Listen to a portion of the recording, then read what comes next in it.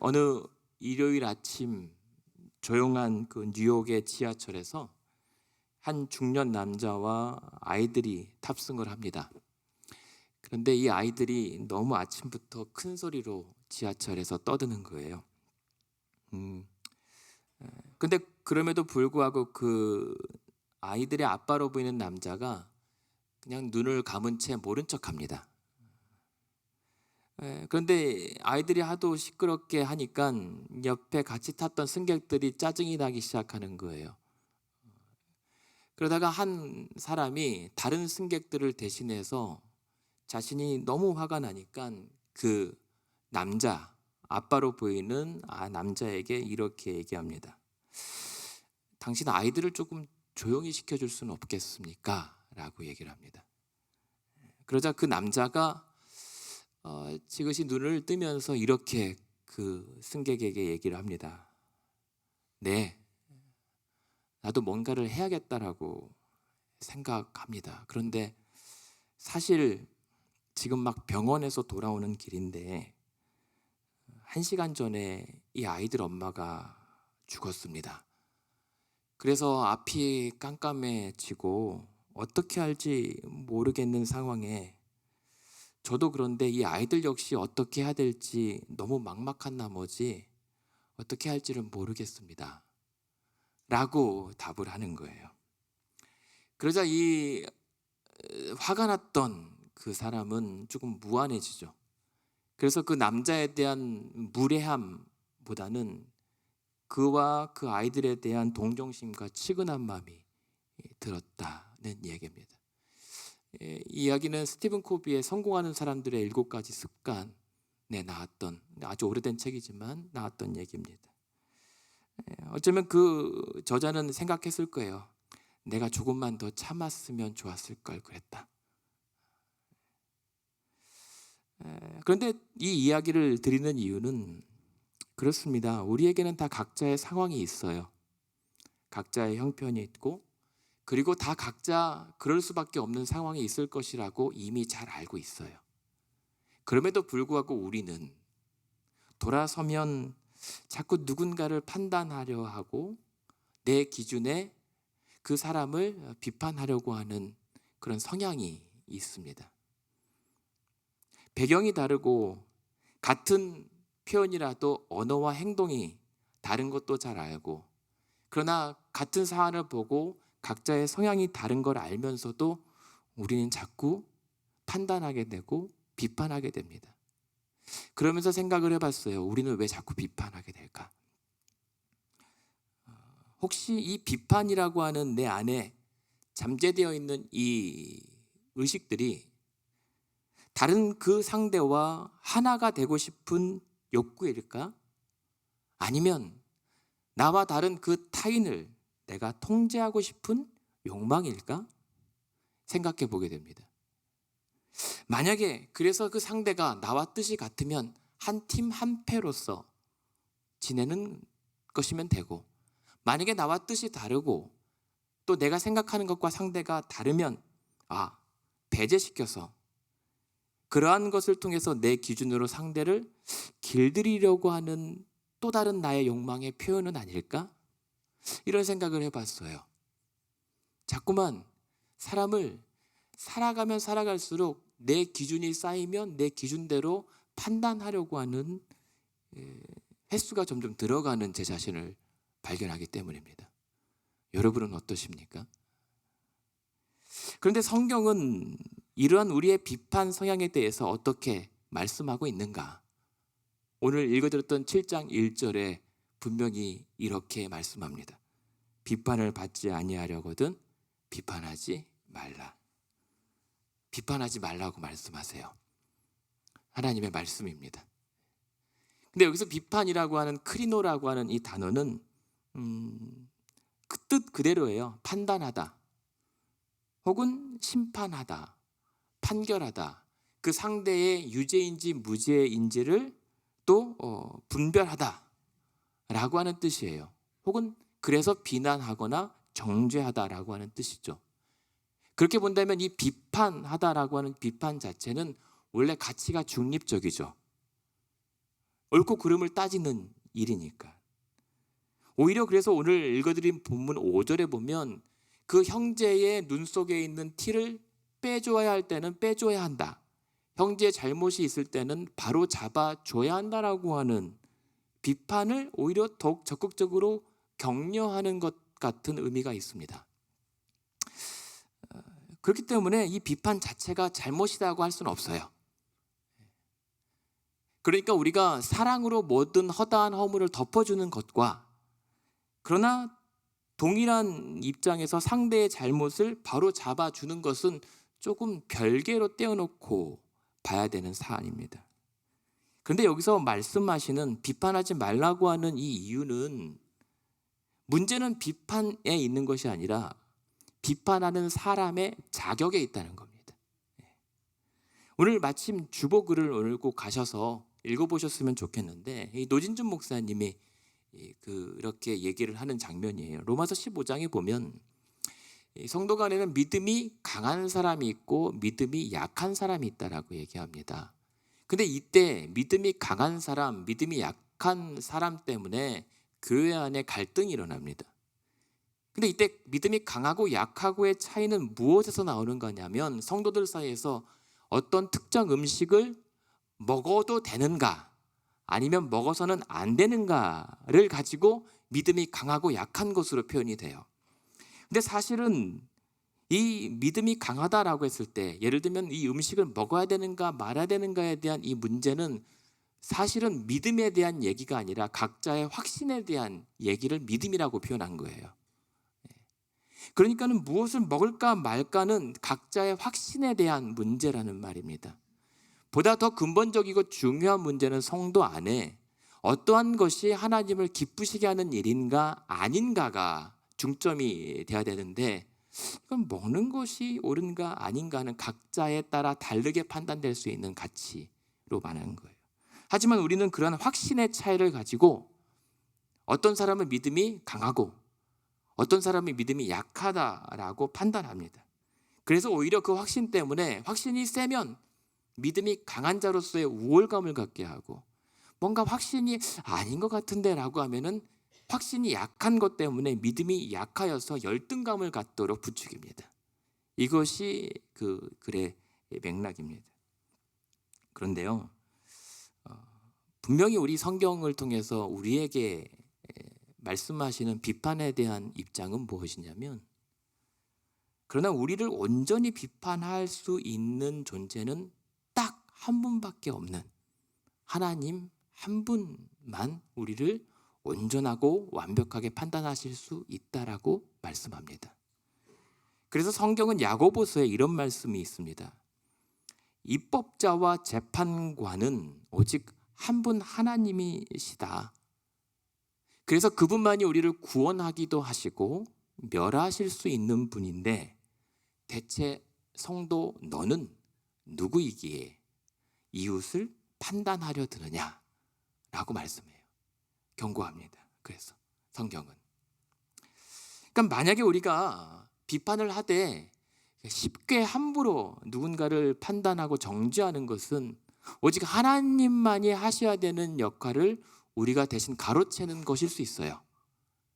우리가, 성도가 하나님 노릇을 행하는 우를 범하게 된다는 말씀입니다.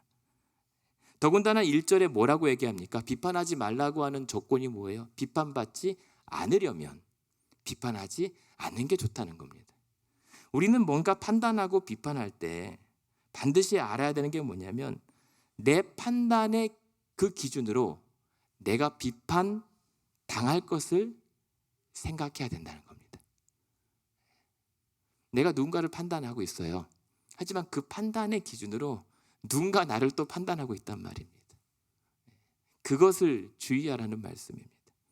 그런데도요, 어떠한 판단 혹은 잘못을 바로잡기 위해서 비판을 할 수밖에 없거든. 해라 라고 말씀해요. 단 그러한 타인의 잘못을 바로잡기 전에 조건이 있는데, 그것은 바로 자기를 먼저 돌아보라는 말씀이에요. 그렇잖아요. 지금 머리에 피가 철철 흘러내리는 사람이 있어요. 피 흘리는데 지금 내 눈앞에 데일밴드 하나 갖다 붙이면 될 사람이 있단 말이에요. 근데 머리에 피가 철철 흐르는 사람한테 너 데일밴드 이거 괜찮겠어? 병원 가야 되는 거 아니야? 걱정해 준다면 데일밴드 붙이면 되는 사람이 이렇게 생각하지 않겠어요? 내가 아니라 당신이 병원 가야 될 것 같은데 오히려 반문하게 되지 않을까요? 그러니까 지금 우리가 잘 아는 본문의 7장 3절에 보면 어떤 말씀이 있습니까? 형제의 눈 속에 있는 티는 보고 너의 눈 속에 있는 들보는 왜 깨닫지 못하느냐, 이 말이 그 말이에요.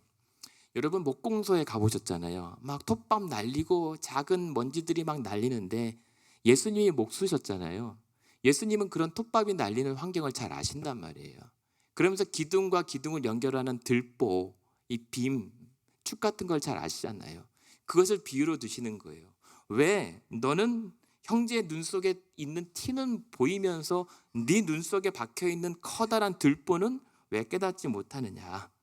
만약에 상대의 티끌을 빼내고 싶으면 너의 눈 속에 박혀있는 그 큰 들보를 먼저 빼내야 된다라고 말씀을 하고 있습니다. 안 그러면 뭐라고 얘기하냐면 5절에 보면 그런 사람을 뭐라고 얘기하죠?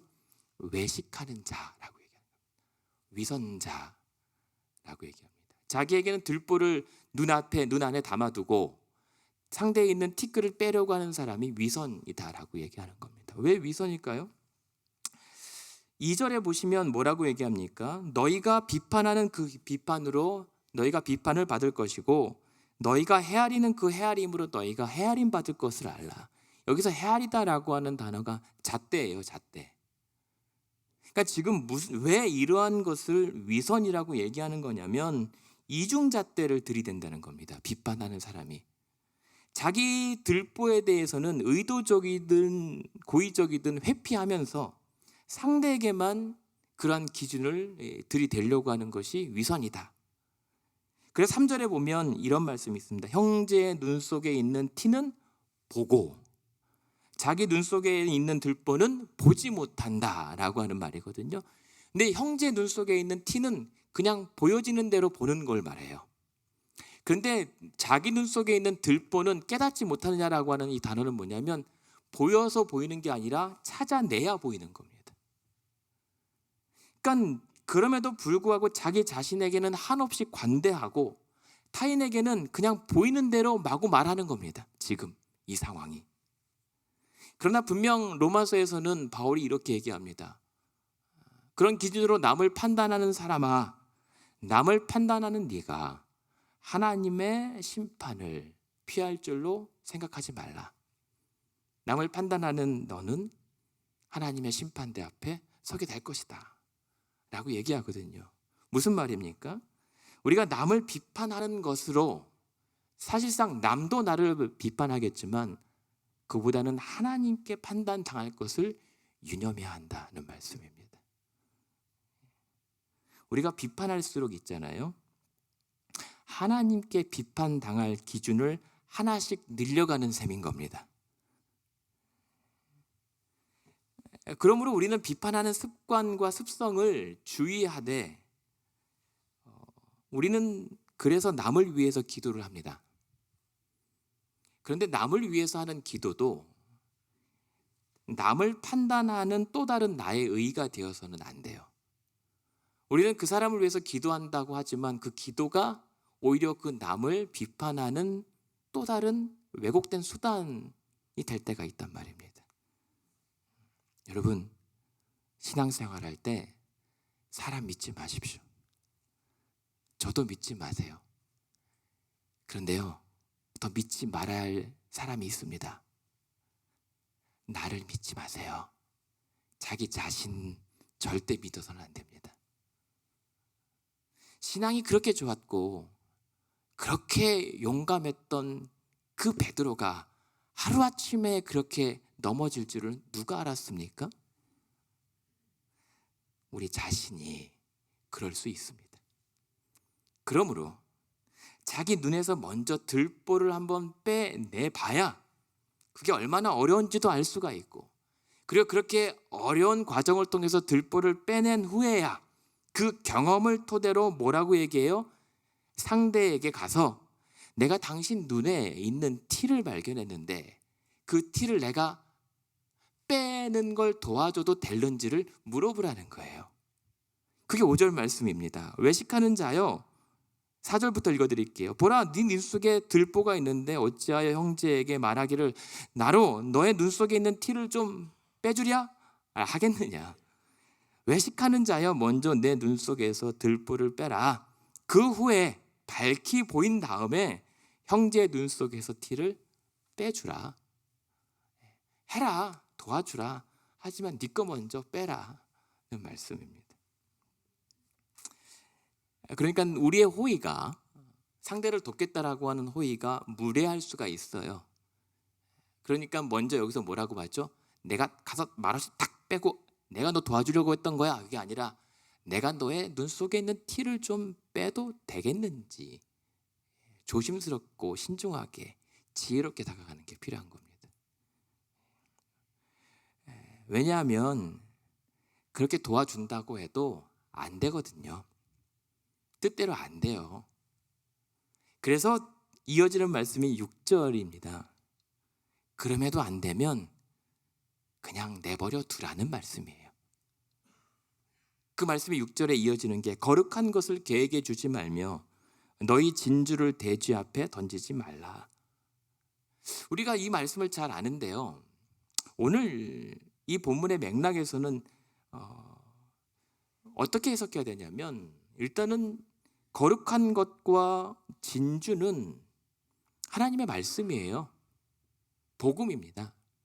그리고 진리예요.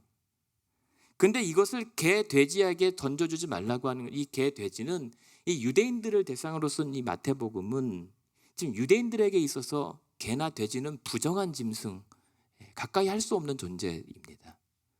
근데 이 개, 돼지는 길거리에서 유기견처럼 혹은 들에서 그냥 알아서 뒹굴어 다니는 존재이기 때문에 한 번도 주인에게 길들여 보거나 주인이 먹여주는 밥을 먹지 못한 존재인 겁니다. 전제가. 그러니까 남의 호의를 받아들이기엔 너무 익숙치 않은 대상들이에요.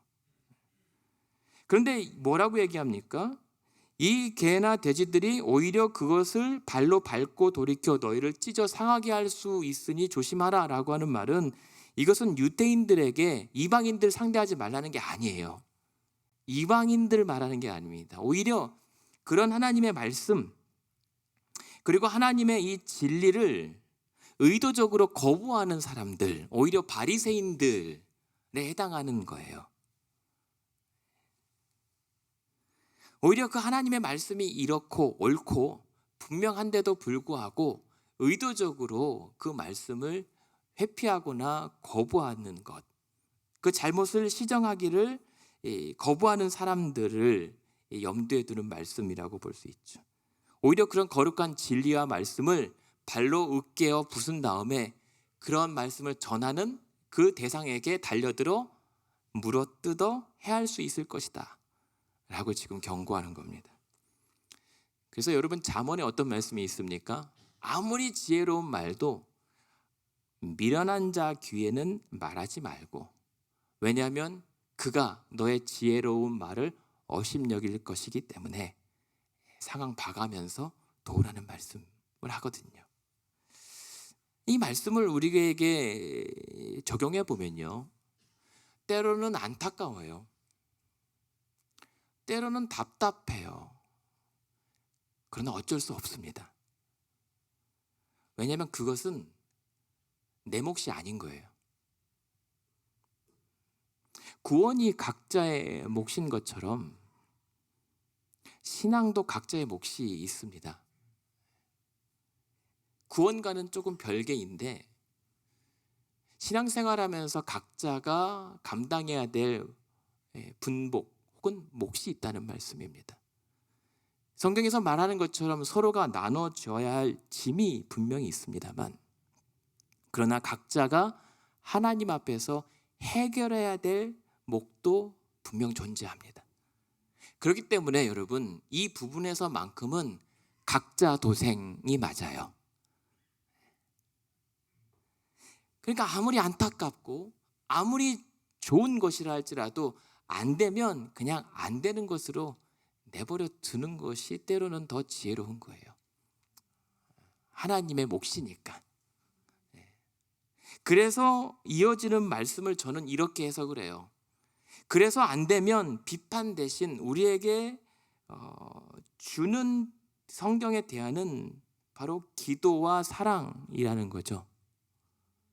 7절부터 11절은 우리가 잘 아는 본문이에요. 찾으라, 구하라, 두드리라. 그러면 하나님께서 좋은 것으로 주실 것이다.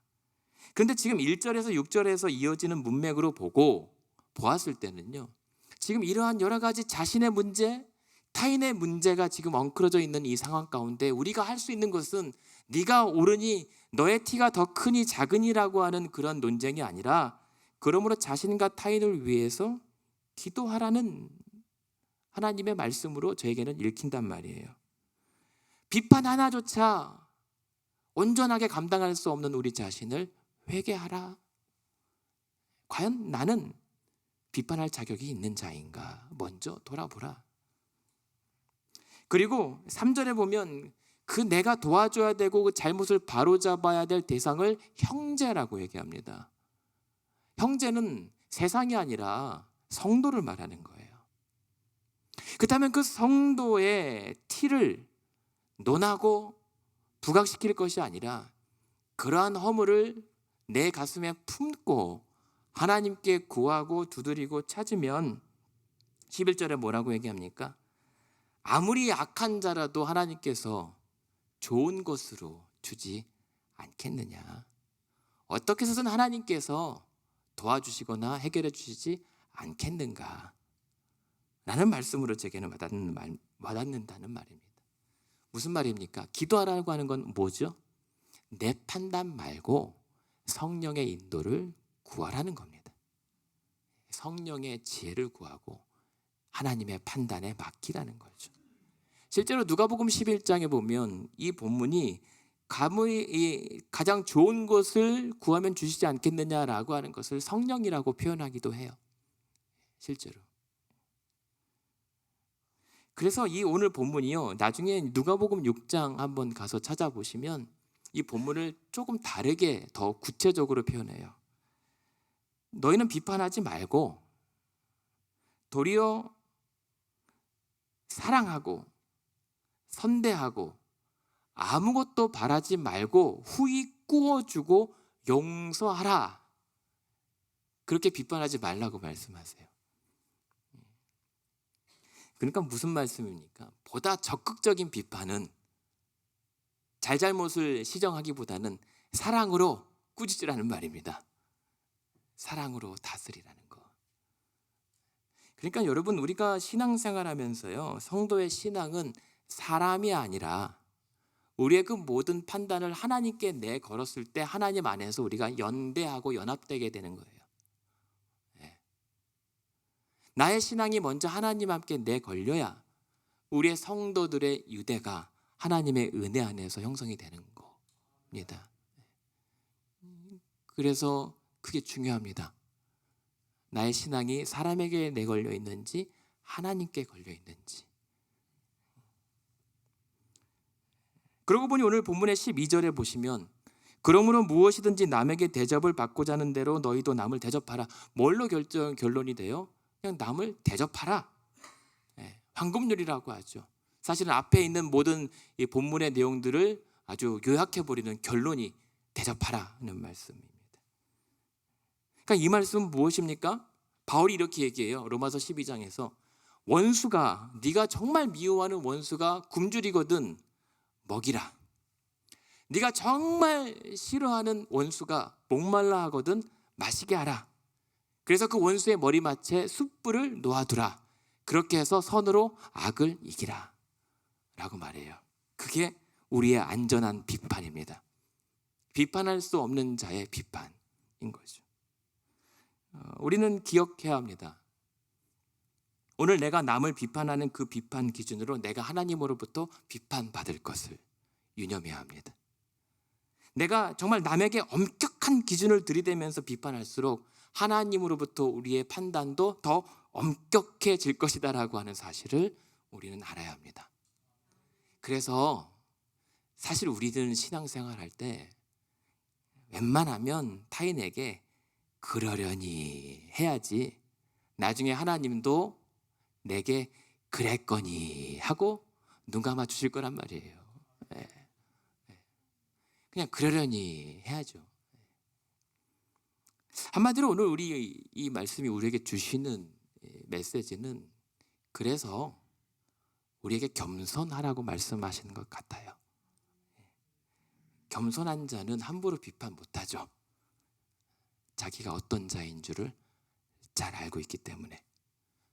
그래서 겸손이라고 하는 것은 사람 간의 관계의 기술이 아니라 하나님 앞에 성도가 어떻게 존재할 것인지에 대한 존재의 기술입니다. 겸손이요. 한국 기독교의 최초의 선교사가 바로 이기풍 목사님이세요. 이기풍 목사님.